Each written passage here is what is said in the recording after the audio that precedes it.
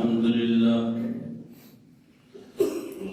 لله نحمده ونستعينه ونستغفره ونؤمن به ونتوكل عليه ونعوذ بالله من شرور أنفسنا ومن سيئات أعمالنا من يهده الله فلا مضل له ومن يضلل فلا هادي له وأشهد أن لا إله إلا الله وحده لا شريك له وأشهد أن محمدا عبده ورسوله صلى الله تعالى عليه وسلم. أما بعد فإن خير الحديث كتاب الله وخير الهدي هدي محمد صلى الله عليه وسلم وشر الأمور محدثاتها وكل محدثة بدعة وكل بدعة ضلالة وكل ضلالة في النار. أعوذ بالله السميع العليم من الشيطان الرجيم. بسم الله الرحمن الرحيم.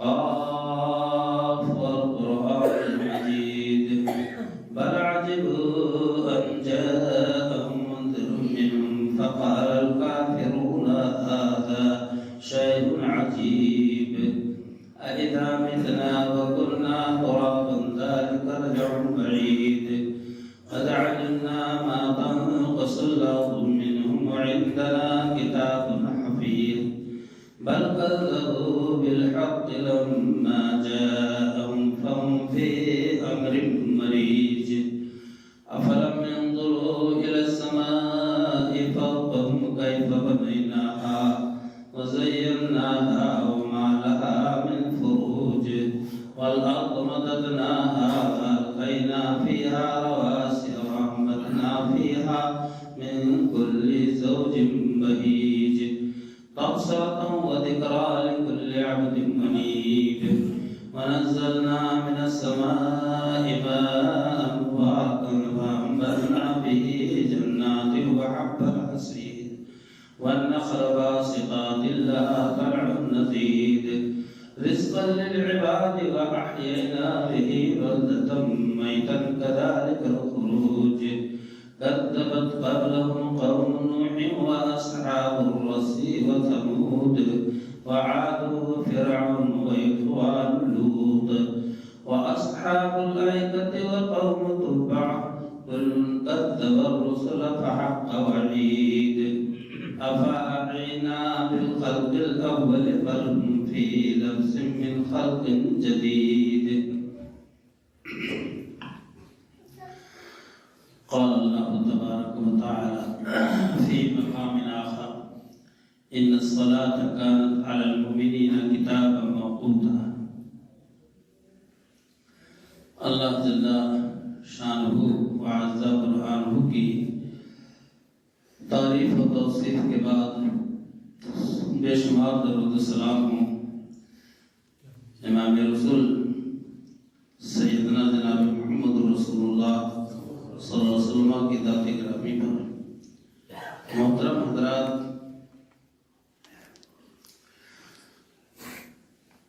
अल्लाह ताला ने हम सब पर 5 वक्त की नमाजें फर्ज की। नमाज की फर्जियत का तरीका अल्लाह ताला ने जो अपनाया कि अपने हबीब जनाब मोहम्मद रसूलुल्लाह सल्लल्लाहु अलैहि वसल्लम को अपने पास बुलाया नमाज का तोहफा देने के लिए। सारे अहकामात हज, रोज़ा, ज़कात ये अल्लाह ताला ने फराइज़ ज़मीन ही पर चला दी आके, लेकिन जब नमाज को फर्ज करना हुआ तो अल्लाह ताला ने आप सल्लल्लाहु अलैहि वसल्लम को अपने पास बुलाया। मशहूर वाक़या है और मशहूर हदीस है कि अल्लाह के रसूल सल्लल्लाहु अलैहि वसल्लम बुराक के ज़रिया جبریل امین علیہ السلام کی معیت میں مسجد اقصی پہنچے، وہاں امام انبیاء کی امامت فرمائی، اور اس کے بعد اس کے آگے دونوں چلے، یہاں تک کہ سدرۃ المنتہا تک آپ صلی اللہ علیہ وسلم تشریف لے گئے۔ اس کے آگے جبریل امین نے اپنے پر سکوڑ لیے اور یہ کہا کہ اگر یہ سرے ہوئے برتر پرم فروغ تجلی بسوزت پرم، اگر ایک بال کے سرے کے برابر میں آگے میں بڑھا تو اللہ کے جلوے کی روشنی مجھے جلا کر خاک کر دے گی، یعنی میں بے بس ہوں، اب اس کے آگے آپ جائیے۔ اللہ سے قریب ہوئے، بخاری شریف کی روایت ہے کہ میں اتنا اللہ سے قریب ہوا کہ فرشتوں کے لکھنے کے قلم کی چڑچڑاہٹ کی آواز آ رہی تھی۔ پھر اللہ تعالیٰ نے آپ سے گفتگو کی، آپ نے تحیات پیش کیا، اللہ نے اس کا جواب السلام علیکم ایھا نبی و رحمۃ اللہ وبرکاتہ کے ساتھ دیا۔ پھر 50 وقت کی نماز فرض ہوئی، واپس آ رہے تھے، موسیٰ علیہ السلام سے ملاقات ہوئی۔ موسیٰ علیہ السلام نے کہا کہ میں نے دیکھا ہے قوم کی حالت، 50 وقت کی نماز، ابھی جائیے اللہ سے کم کرائیے۔ بعض روایتوں میں آتا ہے 5 نمازیں کم کی گئی، اور بعض روایتوں میں ہے کہ 10 نمازیں اللہ نے کم کی، آخر میں جو کم کیا 5 اور 5 باقی رہ گئی۔ تو آپ صلی اللہ علیہ وسلم سے موسیٰ علیہ السلام نے کہا جائیے، پھر سے جائیے، تو آپ صلی اللہ علیہ وسلم نے بھی یہ بھی فرمایا جبریل امین سے کہ اب مجھے اللہ کے پاس واپس جانے میں حیا آتی ہے، اور ادھر اللہ کی طرف سے ایک اینٹ ٹھوک دی گئی تھی، اے محمد صلی اللہ علیہ وسلم، یہ 5 وقت کی نماز آپ خدمت ادا کریں گے تو 50 وقت کی نماز کا ثواب ملے گا۔ اللہ کا فرمان بدلہ نہیں، 50 وقت، 1 وقت کی نماز آپ پڑھتے ہیں تو 10 نماز کے برابر ثواب ملتا ہے۔ جب 5 وقت کی نماز ادا کر لیتے ہیں آپ تو 50 وقت کی نماز کا ثواب آپ کو ملتا ہے، ہم کو ملتا ہے، جو ادا کرتا ہے اس کو ملتا ہے۔ اللہ کے خزانے میں کوئی کمی نہیں۔ نماز مکمل فرض کر دی گئی، اسی کے صبح جبریل امین علیہ السلام کو تشریف لائے۔ جناب رسول اللہ صلی اللہ علیہ وسلم فرمایا کہ جبریل امین آئے اور مجھے نماز کے اوقات کی تعلیم دی۔ جب سورج ڈھل گیا، جیسے ہی ڈھلا سورج پچھم کی طرف جھکا، جبریل امین نے مجھے ظہر کی نماز پڑھائی، اور اس کے بعد جیسے ہی ایک مثل سایہ ہوا کسی بھی چیز کا، جیسے دیوار ہے، جتنی اونچی دیوار اتنے مثل سایہ ہوا اس کا، یا ایک آدمی ہے 5-6 فٹ کا، 7 فٹ کا، اس کے برابر 7 فٹ تک سایہ گیا، اور اسی کے برابر ہوا۔ جبریل امین نے عصر کی نماز پڑھا دی۔ اس کے بعد جب ایک آدمی کا عصر کی پڑھا دی، اور اس کے بعد جب سورج غروب ہو گیا تو جبریل امین علیہ السلام نے مغرب کی نماز پڑھا دی۔ پھر اس کے بعد جب شفق غائب ہو گئی، وہ سرخی جو آسمان میں سورج کے ڈوبنے کے بعد دکھائی دیتی ہے 100 گھنٹہ تک لگभग اس کا ٹائم ہے۔ جو لوگ کہتے ہیں مغرب کا ٹائم بہت تنگ ہے، بہت تنگ ہے، بہت کم ہے، ایسا نہیں ہے۔ مغرب کا وقت سورج ڈوبنے کے بعد پچھم جانب آسمان کے کنارے افق میں جو لالی دکھائی دیتی ہے اس کو شفق کہتے ہیں۔ وہ لالی جب تک غائب نہ ہو جائے تب تک مغرب کا وقت رہتا ہے، اور جب شفق غائب ہو گئی تو عشاء کی نماز پڑھا دی جبریل امین نے، اور جیسے ہی طلوع فجر ہوئی، صبح صادق نمودار ہوا، جیسے آپ نے فجر کی نماز پڑھائی۔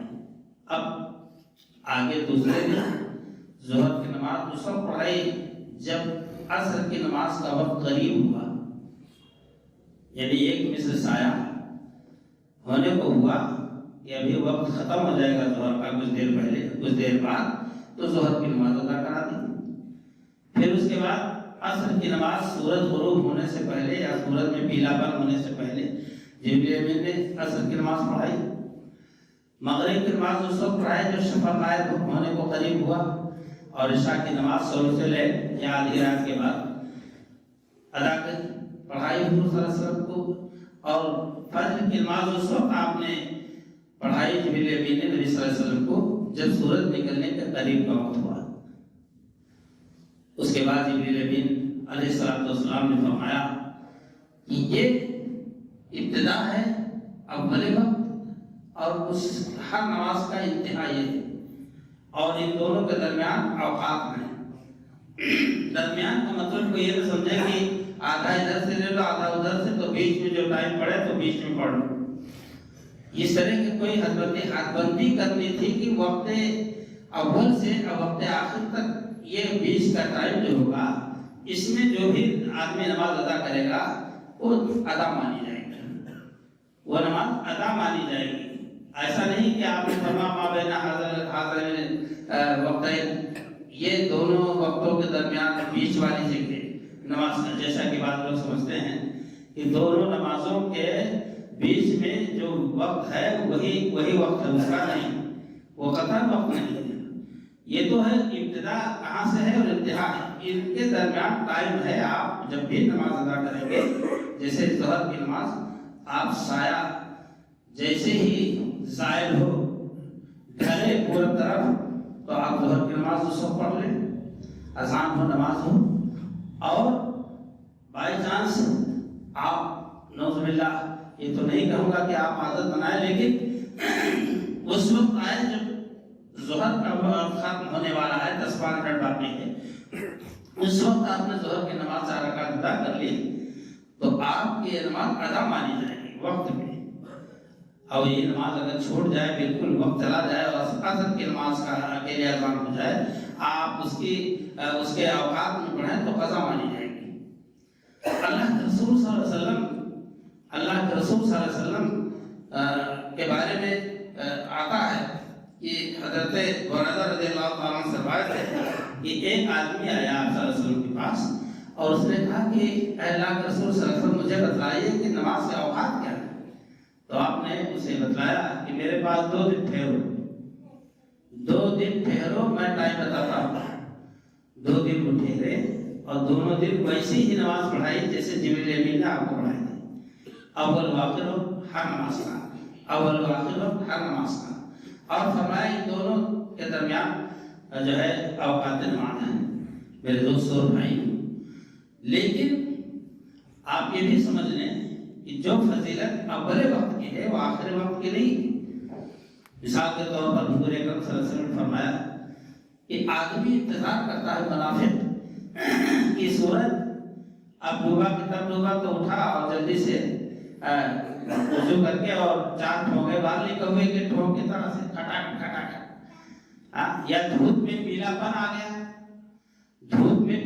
آ گیا اور اس وقت عصر کی نماز پڑھتا ہے تو گویا کہ اس نے اصلی وقت کا ثواب کھو دیا. جو اصلی وقت ہے اس کا اس نے جو ہے کوئی فائدہ نہیں اٹھایا. برادران اسلام, ہم ہر محکم بالشان کام, ہم ہر شرف عزت والا کام اصول ضابطے سے کرتے ہیں, چاہے گھریلو ہو اور چاہے سماجی ہو. لیکن نماز جیسی چیز, اتنی عظمت کی حامل چیز, اللہ کی طرف سے فریضہ اور اللہ کی طرف سے یہ نور, یہ برہان, یہ دلیل وہ اللہ نے دیا کہ اسی نماز کی ماں بدولت اللہ رب العالمین کہ یہاں کافر و مومن کا فرق کیا جاتا ہے. جو نماز پڑھتے ہیں وہ اللہ کے بندوں کے دائرے میں ہیں, اور جو نماز سے دور بھاگتے ہیں اور اسے کٹتے ہیں وہ کفر کے دائرے میں جاتے ہیں. آسان نہیں ہے جس کو ہم لوگوں نے سمجھ لیا کہ نماز پڑھ جائے نہ پڑھ دیکھا جائے گا. بہت بڑی بھول ہے, بہت بڑی غلطی ہے. اس وقت کتنی باتیں ہو چکی ہیں اور آئے دن موضوع کوئی بھی ہو لیکن نماز پر ضرور ایک خطیب کہتا ہے, چاہے 1 ہی منٹ کہے یا آدھے منٹ کہے یا 1 ہی بار کہے, مگر ہر خطبے میں نماز کے لیے آپ کو، ہم کو، سب کو بھانا جاتا ہے اس کی ادائیگی کے لیے۔ اللہ کے نبی جناب محمد رسول اللہ صلی اللہ علیہ وسلم نے ایک بار ارشاد فرمایا، یہ بھلا بتاؤ کہ اگر تمہارے دروازے پر نہر بہ رہی ہو یا کسی کے دروازے پر اور اس میں 5 دفعہ آدمی نہائے تو حل یبقى من درنه شیء، کیا اس کے جسم پر کچھ میل باقی رہے گا؟ تو صحابہ کرام رضی اللہ تعالیٰ عنہ نے عرض کیا کہ اللہ کے رسول صلی اللہ علیہ وسلم کوئی میل کا حصہ نہیں باقی رہے گا جسم پر۔ جب 24 گھنٹے میں ایک بار جب روزانہ جو نہاتے ہیں ماشاءاللہ وہ یہ کہہ سکتے ہیں کہ ہمارے جسم پر میل کچھ نہیں رہتا، اور 5 بار کوئی نہائے پھر میل کچھ کا کوئی سوال نہیں۔ آپ صلی اللہ علیہ وسلم نے فرمایا یہ 5 نمازوں کی مثال میں نے دی ہے کہ جو آدمی 5 وقت کی نماز ادا کرتا رہے گا اللہ تعالیٰ اس کے ذمے سے گناہ کو جھاڑ دے گا، نکال دے گا۔ وضو کے اعضاء دھلے جائیں گے، جن جن اعضاء کو بندہ دھوتا جائے گا صغائر گناہ اسے جھڑتے جائیں گے، کبائر تو توبہ سے معاف ہوتے ہیں۔ اللہ کے رسول صلی اللہ علیہ وسلم جاڑے کے مہینے میں نکل پڑے اور صحابہ کرام ساتھ میں تھے، اور اس کے بعد مدینہ کے باہر گئے، ایک درخت کو دیکھا، ایسے آپ صلی اللہ علیہ وسلم نے ڈالی پکڑی اور ہلائی، کھر کھر کھر کھر کھر کھر کھر کھر پتے گرنے لگے۔ آپ نے فرمایا کہ دیکھا آپ لوگوں نے، مومن آدمی اللہ کا بندہ جب نماز ادا کرتا ہے تو اس کے جسم سے گناہ ایسے ہی جھڑتے ہیں جیسے پتے۔ میرے دوستوں اور بھائی، نماز کا اوقات مقرر ہے۔ حضرت عمر رضی اللہ تعالیٰ عنہ کا واقعہ ہے کہ حضرت عمر رضی اللہ تعالیٰ عنہ نے اپنے عمال کو خط لکھا، اپنے عمال میں نے گورنروں کو خط لکھا کہ سب سے اہم اور باعث فضیلت نماز ہے، جس نے اس کی حفاظت کی اس نے دین کی حفاظت کی۔ اللہ، اور اس کے بعد جو آپ نے ارشاد فرمایا کہ صلوا الظہر ان کان الفیء ذراعا، ظہر کی نماز اس وقت ادا کرو جب سایہ ایک ہاتھ ہو جائے، سایہ ایک ہاتھ بڑھ جائے تو ظہر کی نماز ادا کرو اول وقت۔ اور اِلَىٰ أَن يَكُونَ ظِلُّ أَحَدِكُم مِثْلِهِ، یہ سلسلہ ایک مثل سایہ تک رہے گا۔ اور اس کے بعد فرمایا کہ وَالْعَصْرَ وَالشَّمْسُ مُرْتَفَعَةٌ، اور عصر کی نماز اس وقت پڑھو جب سورج بلند ہو، حتیٰ کہ کہتے ہیں کہ قدر ما یسیر الراکب، اتنی اس انداز اتنا وقت پر اتنے وقت میں پڑھو کہ ایک سوار 2 فرسخ یا 3 فرسخ جائے اور پھر واپس چلا آئے، اور اس کے بعد سورج زندہ رہے، ڈوبے نہیں۔ 2 فرسخ 3 فرسخ یعنی مطلب تقریباً یہ جا کے پڑے گا فرسخ 3 میل جائے اور اس کے بعد وہ واپس بھی آئے اور سورج اس کے بعد زندہ ہے۔ اب اگر آپ 5 بجے اذان دیں گے، 5:15 بجے جماعت، 4 بجے اذان دیں گے، 4:15 بجے جماعت، تو آدھے گھنٹے میں تو کوئی سوال ہی نہیں کہ آدمی ایک میل جائے اور 1 میل جا کر واپس آئے، سورج بچا ہے۔ صحابہ کرام رضی اللہ عنہم رسول اکرم صلی اللہ علیہ وسلم کے اسوہ کے سچے پیروکار تھے، اس میں کوئی وہ کمی بیشی نہیں کرتے تھے۔ اور آپ رضی اللہ تعالیٰ نے فرمایا کہ وَالْمَغْرِبَ إِذَا غَابَتِ الشَّمْسُ، اور مغرب اس وقت ادا کرو اور لوگوں کو بتلاؤ کہ جب سورج ڈوب جائے، فوراً اس میں لیت العال نہیں کہ ابھی روا نہیں دکھائی دے رہا ہے، ابھی رات نہیں ہوئی تو یہ نہیں ہوا، یہ سب والعشاء اذا غاب الشفق، اور عشاء کی نماز اس وقت پڑھو جب شفق غائب ہو جائے۔ رسول اکرم صلی اللہ علیہ وسلم کا عشاء کے بارے میں یہ معمول تھا کہ حدیث کے راوی کہتے ہیں، راوی حدیث، کہ جب لوگ اکٹھا ہو جاتے تھے، کوئی مائک حرم تو تھا نہیں، مدینہ میں لوگ اکٹھا ہو جاتے نماز کے لیے، تیزی سے آ جاتے تو آپ صلی اللہ علیہ وسلم عشاء کی نماز پڑھاتے تھے شروع ہی ٹائم میں۔ دیر کر کے لوگ آتے ہو، ان کا انتظار ہوتا تو ذرا دیر میں پڑھاتے۔ ویسا آپ صلی اللہ علیہ وسلم نے فرمایا کہ تاخیر عشاء افضل ہے، لیکن آپ صلی اللہ علیہ وسلم صاحب رحمت ہیں، آپ رحمت للعالمین ہیں، آپ نے ہر موقع پر امت کے ساتھ نرمی کا برتاؤ اور سلوک فرمایا۔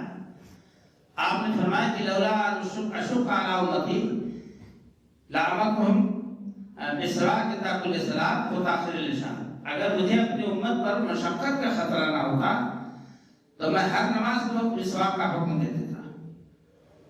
مسواک بڑی فضیلت کی چیز ہے، جس کی ایک فضیلت یہ ہے، اگر یہ حدیث صحیح مجھے اس وقت یاد نہیں ہے، لیکن یہ حدیث ہے کہ مسواک میت کو موت کے ٹائم مسلمان کو کلمہ لا الہ یاد دلاتی ہے، جب بہت بڑی فضیلت کی بات ہوگی، جس کے بارے میں آپ نے فرمایا کہ جو شخص کی موت لا الہ پر ہوئی اس کو جنت سے کوئی نہیں روک سکتا ہے۔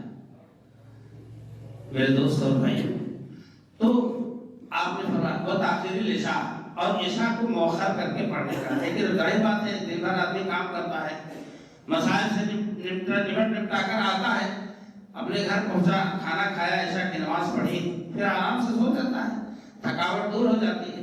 اگر عشاء تاخیر کا حکم ہو جاتا تو امت پریشانی میں پڑ جاتی۔ میرے دوست اور بھائیوں، اور آپ رضی اللہ عنہ نے یہ بھی آگے فرمایا کہ والصبح والنجوم بادیۃ مشرقہ، اور صبح کی نماز اس وقت ادا کرو جب ستارے جھلملا رہے ہوں، تاریکی ہو، ستارے جھلملا رہے ہوں۔ یہاں ملحوظ رہے یہ بات کہ بعض لوگ فجر کی نماز اس وقت پڑھتے ہیں جب سورج نکلنے میں 10-15-20 منٹ باقی رہتا ہے۔ صحابہ کرام کہتے ہیں کہ ہم لوگ فجر کی نماز پڑھتے اور مسجد سے نکلتے، اندھیرا اتنا ہوتا کہ عورتیں چادروں میں لپٹی ہوئی جاتی، مگر ہم لوگوں کے سمجھ میں نہیں آتا تھا کہ یہ عورتیں جا رہی، اتنا اندھیرا ہوتا تھا۔ پیارا اسلام، نماز کو اس کے اوقات میں ادا کرنا، حضور اکرم صلی اللہ علیہ وسلم سے صحابہ رسول عرض کرتے ہیں کہ ایُّ الاعمال افضل و افضل، اے اللہ کے رسول صلی اللہ علیہ وسلم سب سے بہترین عمل کون سا ہے، افضل عمل؟ صحابہ کرام کو اس کی جستجو رہا کرتی تھی، تو آپ صلی اللہ علیہ وسلم نے فرمایا کہ الصلاۃ لوقتہا، نماز کو اس کے وقت میں ادا کرنا۔ راوی کہتے ہیں قلت ثم اے اللہ کے رسول صلی اللہ علیہ وسلم اس کے بعد کون سا بہترین عمل ہے؟ تو آپ صلی اللہ علیہ وسلم فرمایا بر الوالدین، ماں باپ کے ساتھ بھلائی کرنا۔ اس کے بعد پوچھتے ہیں، میں نے پوچھا عرض کیا ثم اور کون سا عمل ہے اس کے بعد؟ آپ نے فرمایا جہاد فی سبیل اللہ، نماز کو اس کے اصلی وقت میں ادا کرنا، اول وقت میں ادا کرنا، یہ بہت بڑی شرف کی بات ہے، بہت بڑی عزت کی بات ہے۔ جو لوگ کسی بھی طبقے کو جماعت چھوڑ کر اپنے منمانی نماز ادا کرتے ہیں اور اپنا ٹائم مقرر کیے ہوئے ہیں، چاہے وہ دھوپ پیلا پن ہو جائے، چاہے مکروہ وقت شروع ہو جائے، اور چاہے وہ ناپسندیدہ ٹائم ہو، یہ درست عمل نہیں ہے۔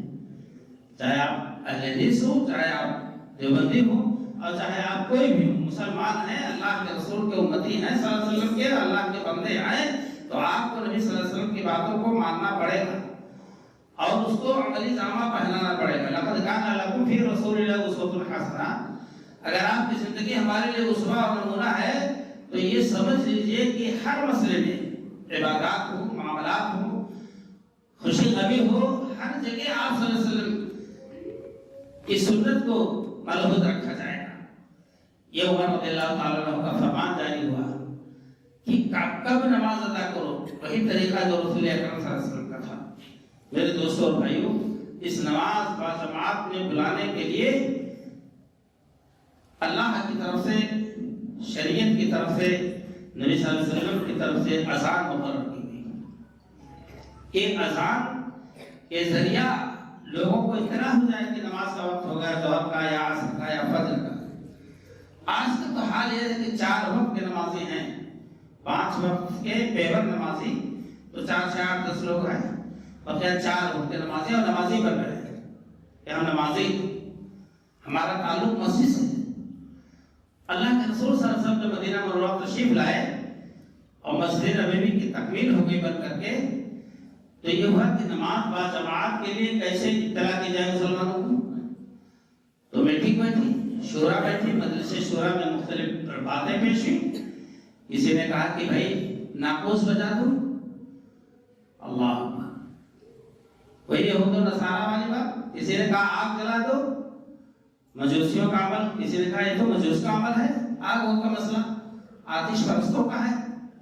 کسی نے کہا ناقوس بجا دو، کہا یہ نصارہ کا ہے، یہ یہود کا ہے، ہم ان کی پیروی نہیں کریں گے۔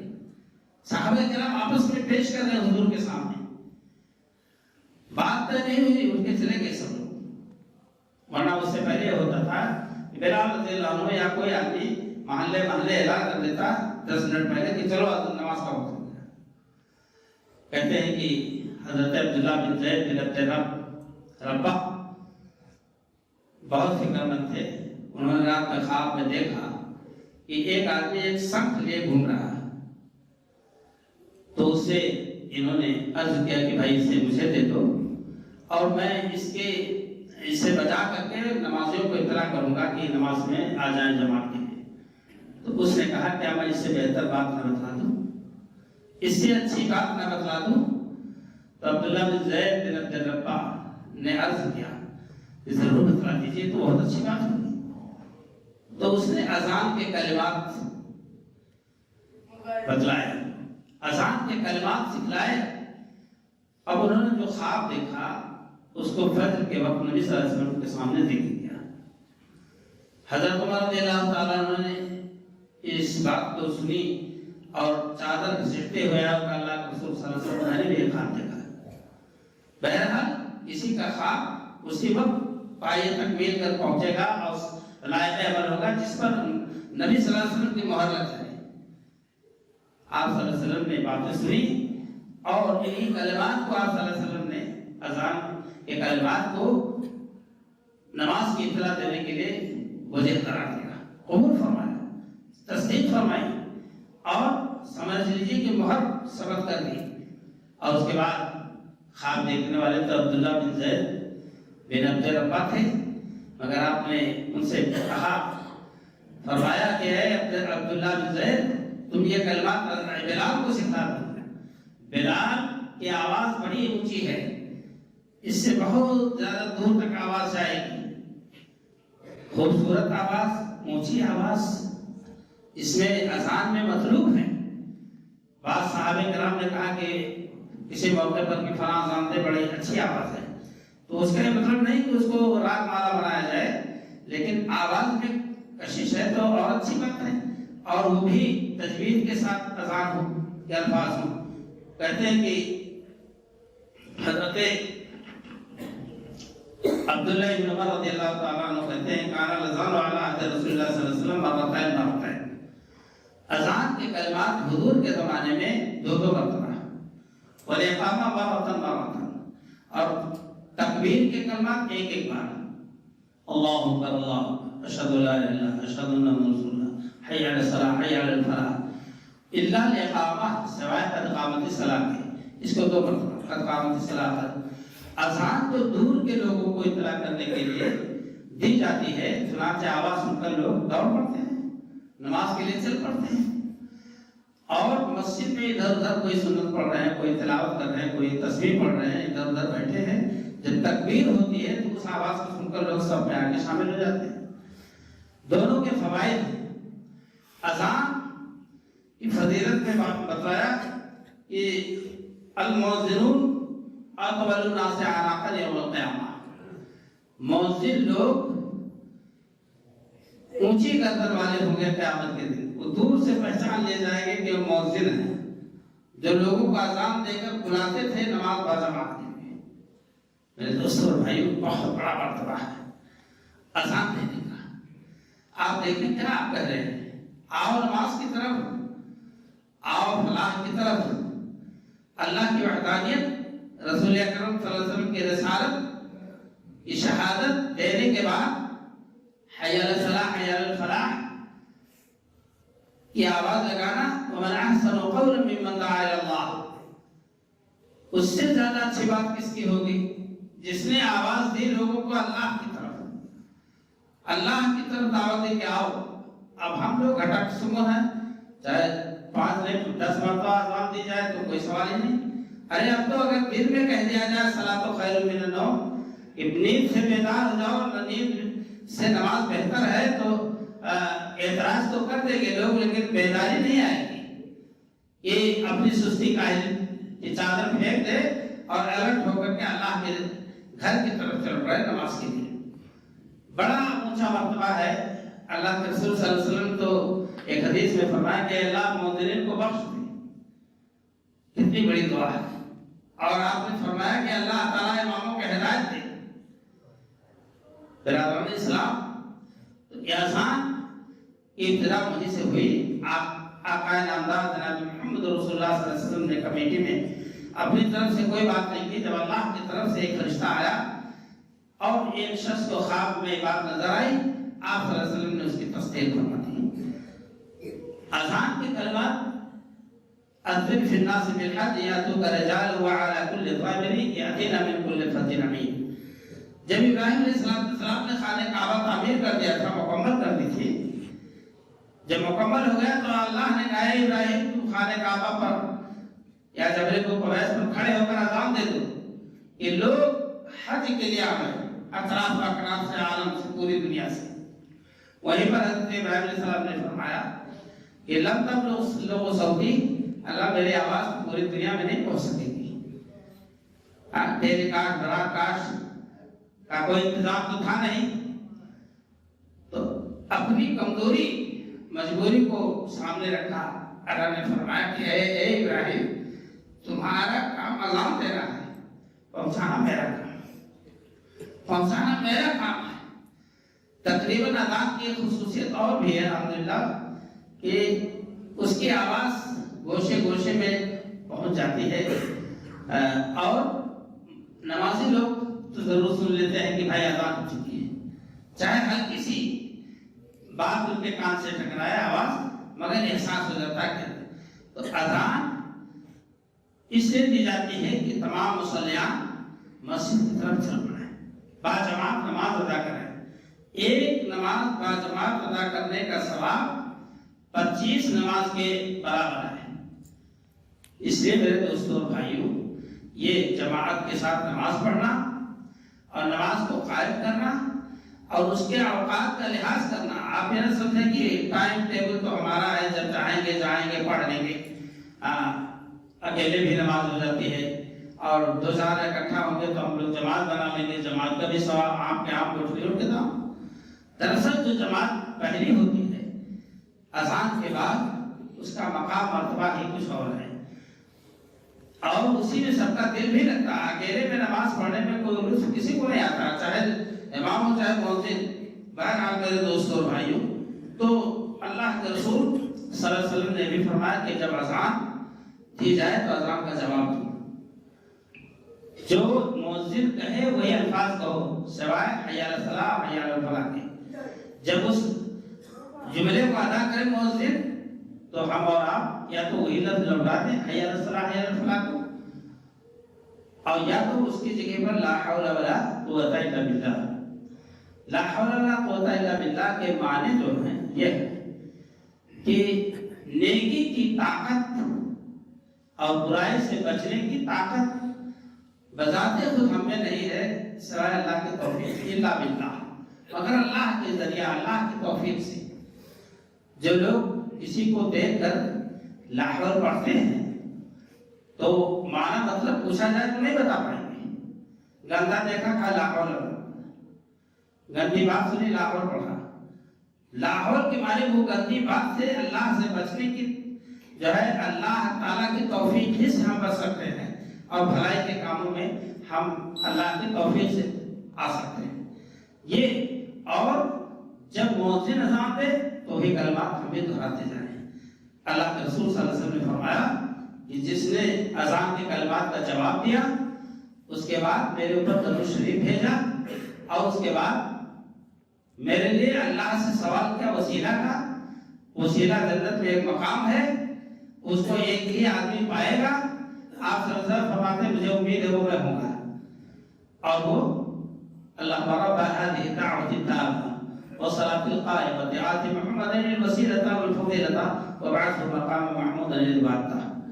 اس کے بعد رضیت باللہ ربا وبالاسلام دینا وبمحمد رسول اللہ۔ لیکن یہ دعا یاد ہونی چاہیے، جب آدمی اذان کے کلمات سنے، نبی صلی اللہ علیہ وسلم پر درود شریف بھیجے، درود شریف بھیجنے کے بعد اذان کے بعد یہ دعا پڑھے تو آپ فرماتے ہیں حلت لہ شفاعتی، میری شفاعت کے لیے جائز ہوگی قیامت کے دن۔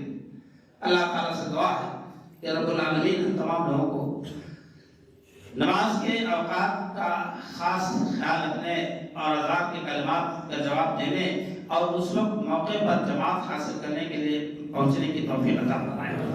اور وہ ثواب کہ جب آدمی ایک بار نبی صلی اللہ علیہ وسلم کا درود بھیجتا ہے تو اللہ اس کے اوپر 10 بار رحمت نازل فرماتا ہے۔ اتنا اللہ کی طرف سے وہ جو ہے لٹ رہا ہے، رحمت کا دریا بہہ رہا ہے، اور ہم اور آپ اس کو حاصل کرنے سے بہت دور ہیں، اور بہت ہی زیادہ ہم لوگ جو ہے یہ سمجھنے کے بدنصیب ہیں۔